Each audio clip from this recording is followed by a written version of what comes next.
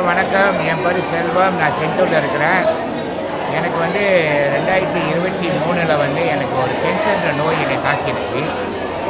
அப்புறம் டாக்டர் பயோப்சிலாம் செஞ்சு செக் பண்ணால் மெயினாக எனக்கு ஒரு கேன்சர்ன்ற நோய் என் தொண்டையில் இருக்குது. லெவல் 3ல் இருந்துச்சு.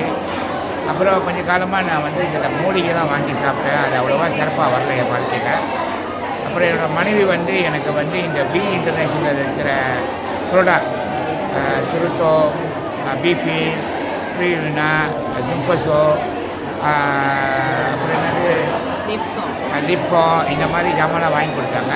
நீங்கள் ஸ்டார்ட் பண்ணது எல்லா ப்ராடக்ட்லையும் ஸ்டார்ட் பண்ணி எல்லா ப்ராடக்ட்டையும் நான் கம்ப்ளீட்டாக வாங்கி சாப்பிட்டேன். அதே டைமில் அந்த அலோரா சீரீஸில் இருக்கிற சாக்ஸ், பேண்ட்ஸ், டிஷர்ட், ஹேர் காப், கையில் போட எல்லாமே நான் போட்டுருந்தேன். ஆனால் அதே சமயம் டாக்டர் என்ன அட்வைஸ் பண்ணாங்கன்னா எனக்கு கீமோவும் ரேடியோவும் செய்கிறேன்னு சொன்னாங்க.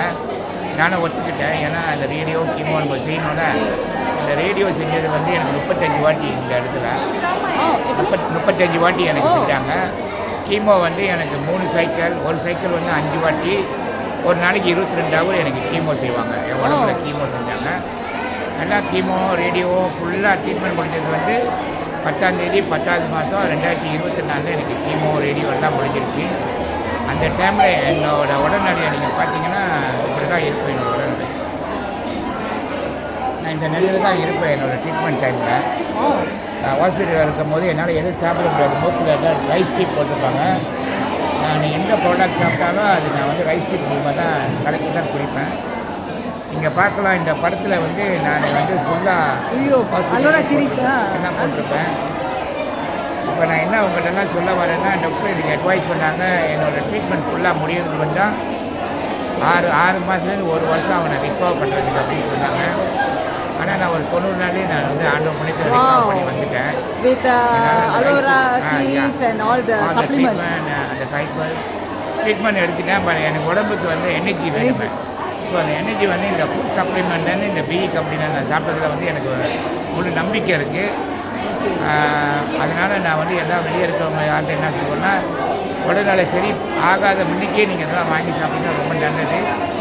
அப்படியே உங்களுக்கு உடல்நிலை சரியில்லைன்னா கூட இங்கே இருக்கிற நண்பர்கள் பி இன்டர்நேஷனல் இருக்கிற நண்பர்கள் தொடர்பு பண்ணிங்கன்னா அவங்க உங்களுக்கு என்ன ஒரு ஆலோசனையும் அதை கொடுப்பாங்க. சரிங்களா? என்னது திங் இப்போ நம்ம நிறைய பேர் இருக்காங்க வெளியில் எல்லாம் இந்த மாதிரி கேன்சர் பேஷண்ட்ஸ் கீமோ போகிறாங்க. ரொம்ப பயப்படுறாங்க சப்ளிமெண்ட்ஸ் இருக்குது. ஏன்னா தேச டாக்டர் எடுக்கக்கூடாதுன்னு சொல்கிறாங்க. ஸோ ரொம்ப பயப்படுறாங்க. அவங்களுக்குலாம் நீங்கள் என்ன சொல்ல விரும்புறீங்க? டாக்டர் என்ன அட்வைஸ் பண்ணுறாங்களோ அதை நீங்கள் கேளுங்க. ஏன்னா டாக்டர்ன்றவங்க மருத்துவம் படிக்கிட்டு அவங்க சொல்லுவாங்க. அதே சமயம் நீங்கள் உங்களுக்கு சொந்தமாக என்ன உங்கள் உடம்புக்கு தேவைன்றதை நீங்கள் படிச்சிங்கன்னா உங்களுக்கு தெரியும்ல. இப்போ எனக்கு கீமோ செஞ்சுட்டாங்க, ரேடியோ செஞ்சுட்டாங்க. என் உடம்புல சத்து இல்லை. அப்போ என்ன சத்து? எனக்கு ப்ரோட்டீன் வேணும். எனக்கு எல்லாமே எனக்கு எனர்ஜி வேணுமே. நான் ஃபைட் பண்ணணும். அப்போ நியூட்ரிஷன் எனக்கு வேணுமே. அப்போ என்னால் சாப்பிட முடியாது. சாப்பிட முடியாத டைமில் என் மனைவி அந்த ஸ்ப்ளெண்டஸ் சேர்ந்து அதுதான் கொடுப்பாங்க எனக்கு. நான் ஒரு நாளைக்கு 3 பேக்கெட் குடிப்பேன். சத்து இருந்துச்சு எனக்கு. அப்போ அந்த மாதிரி ஒரு நம்மளுக்கு ஃபுட் சப்ளிமெண்ட் எங்கே நம்மளுக்கு நல்லதாக கிடைக்கும்னா பி இன்டர்நேஷ்னலில் இருக்குது. அதை நீங்கள் வாங்கி தாராளமாக சாப்பிடலாங்க. கேன்சர் நோயில் உள்ளவங்க சைட் எஃபெக்ட் வரும் அப்படின்னு நீங்கள் பயப்படுறீங்க.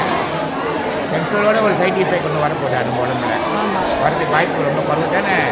அதை நீங்கள் தான் யோசனை பண்ணணும். வெளியே இருக்கிறவங்க தான் யோசனை பண்ணணும். எனக்கு கடவுள் மேலே நம்பிக்கை அதிகமாக இருக்குது. இந்த ப்ராடக்ட் மேலே நம்பிக்கை அதிகமாக இருந்துச்சு. 2 சேர்த்து மருத்துவத்தையும் நான் எடுத்தேன். நான் குணமாயிட்டேன். நீங்களும் அப்படி தான் இருக்கணும்னு நான் நம்புகிறேன். நன்றி, வணக்கம். நன்றி, வணக்கம்.